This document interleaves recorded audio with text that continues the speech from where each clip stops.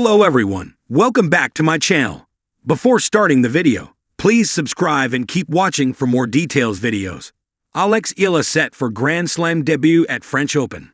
Filipino tennis sensation Alex Eala is gearing up for a monumental milestone. Her Grand Slam main draw debut at the French Open, hosted at the legendary Stade Roland Garros in Paris this Sunday. The air is thick with anticipation as fans eagerly await her performance.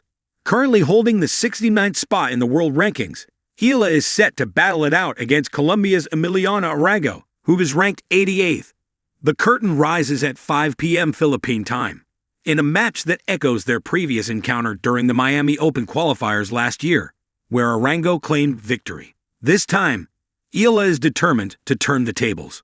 Should Eala navigate past Arango, the path doesn't get any easier. She could face either Russia's Anastasia Pavlyuchenkova, ranked 51st, or China's Zheng Qinwen, a formidable competitor sitting at 8th in the world rankings. It's a daunting lineup, but for Eala, each match is a chance to dazzle the tennis world with her talent and tenacity. Just a few days shy of this significant moment, Eala celebrated her 20th birthday and marked a personal best by reaching her career-high ranking of 69th. Her ascent in the tennis world suggests a luminous future as she prepares to light up the Grand Slam stage for the first time.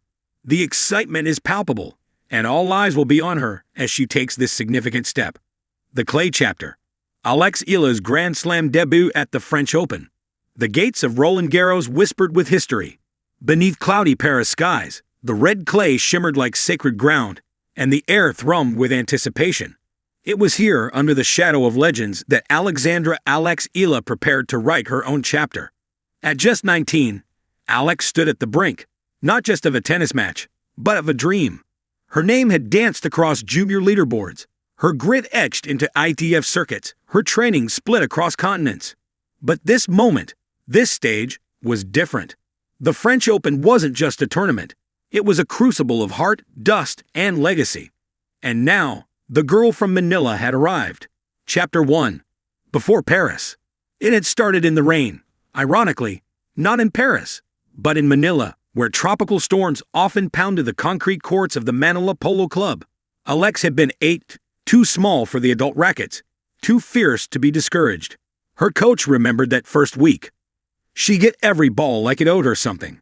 He'd had said, laughing. And if it missed, she didn't sulk. She asked to do it again. That relentless energy became her calling card. By 14, she was training at the Rafael Nadal Academy in Mallorca, learning the Spanish style of clay court tennis. Grinding, disciplined, patient. It was clay that taught her to wait, to adapt, to evolve. Unlike the fast, clean points on hard courts, the red dirt demanded endurance, of body and spirit. In the evenings, when the sun dipped behind the olive trees, she'd watch videos of Justine Henin and Simona Halep, absorbing how they carved beauty from the grind. Clay, she once wrote in a journal, is like a poem with footnotes. You have to pay attention. Chapter 2. The call-up. 3 weeks before the tournament, Alex was in Morocco, elbow-deep in qualifying matches on a satellite tour. Her phone rang between training sessions. It was her coach Luka, the blunt, sunburned Croatian who drank 3 espressos before noon and never smiled unless someone won a tie break. You made it, he said. To what? She asked, sweat dripping from her temple. To Paris. French Open main draw. You're in. Alex didn't speak for a moment. Not because she didn't believe it, but because it felt like standing on the edge of a mountain you've been climbing for years. She exhaled, a single word leaving her lips. Finally. Chapter 3. Arrival. Stepping into Roland Garros for the first time as a Grand Slam player was surreal. She walked past the bronze statue of Suzanne Lenglen, saw the Philippe Chatrier court rising like a cathedral, and felt the hush of something sacred. Her practice court was tucked behind court 7. She laced her shoes in silence, adjusted her visor, and felt the crunch of clay beneath her soles like an old friend saying, "Ready?" A few curious fans watched from the stands. Most didn't recognize her. Yet. But the Filipino flag on her jacket caught eyes.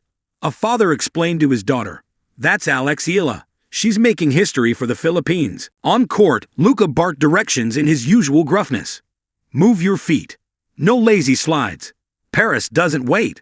But his voice was softer that day. Even he knew, this wasn't just tennis. This was the ignition of something bigger. Chapter 4. Match Day. The draw had paired her against a seasoned Eastern European player, a former top 50 name with a thunderous serve and a reputation for dismantling rookies.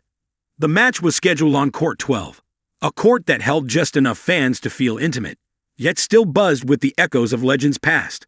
The morning of the match, Alex sat in the locker room with her headphones on.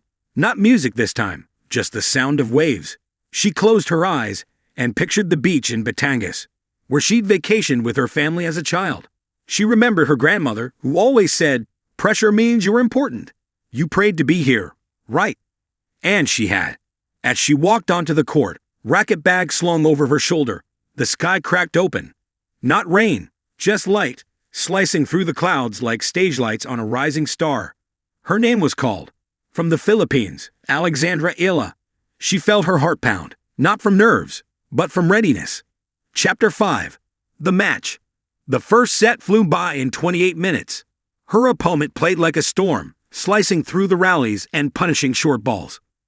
Eala struggled to find rhythm. Her legs were quick, but her mind ran quicker.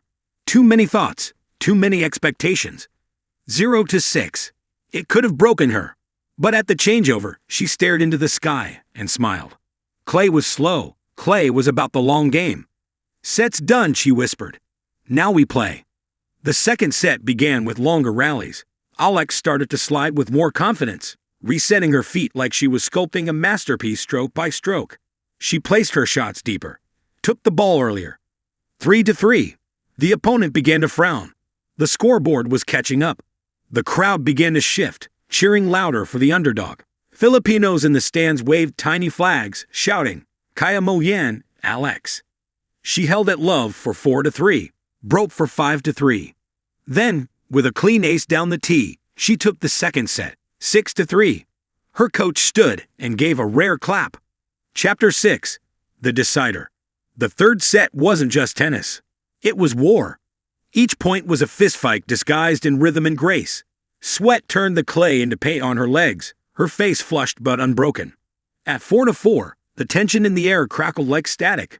She saved 2 break points, with backhand winners that sent the crowd to their feet. 5-4. Her opponent, flustered now, began to falter.